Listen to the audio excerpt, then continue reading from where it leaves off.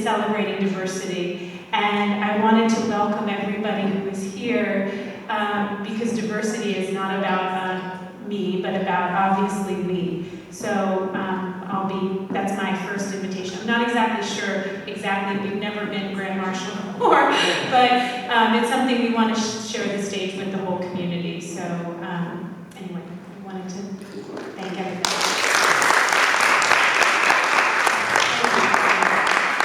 Minnie, would you like to come up and say something? Nice.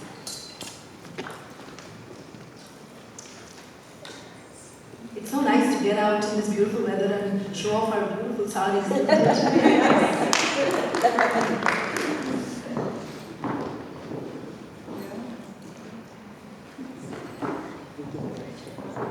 Good evening, everybody, and I'm Minnie, and I am the owner and director of Human of Natick.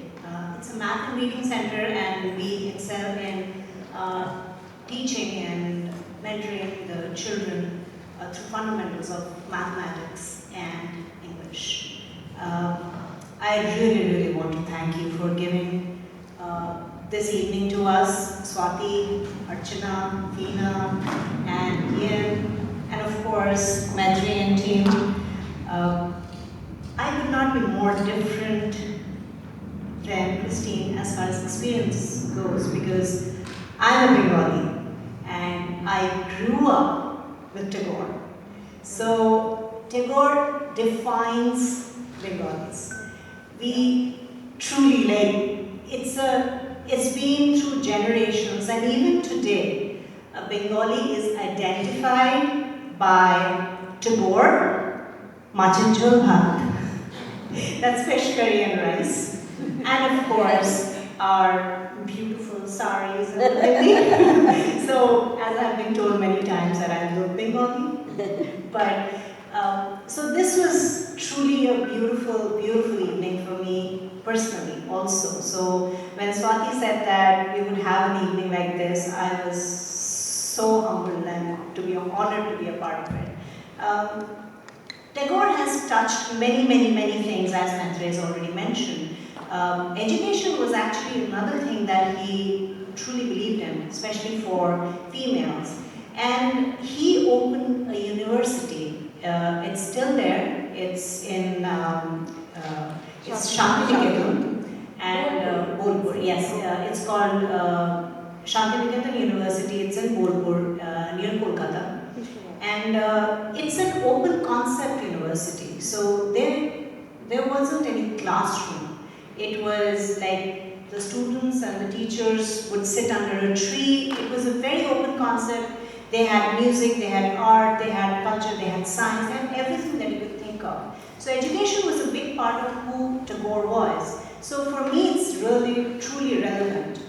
And a little thing that I want to share today that I have always been touched with was in one of his very bold plays, I would say. It's called Chokher Bali. And the protagonist is actually a widow. She is a young widow, very young widow. She's stunningly beautiful, who for some reason was rejected by the man, the hero of the story. And eventually he marries somebody else. And Vinodini ends up, after being a widow, in his household somehow. So there's this little episode where one of the older females is telling the new bride about Vinodini, the protagonist, who's a widow, that, she's educated, and I always say that if women are educated, they always end up with bad luck. So, victimization of women was a theme throughout the centuries and even till date.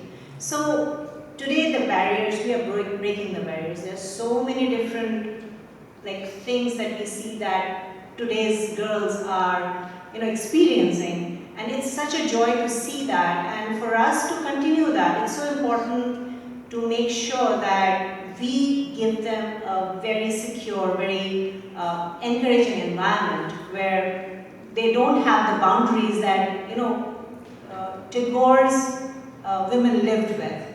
And some of my peers lived with. And even today, in many of the countries, there are so many girls who live with.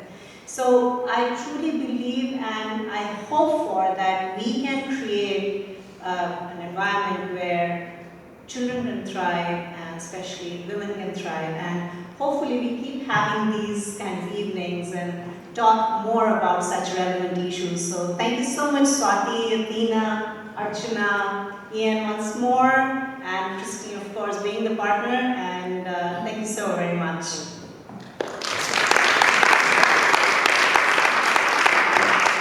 Creating a safe space for women to thrive, that seems to be Tagore's legacy for the world.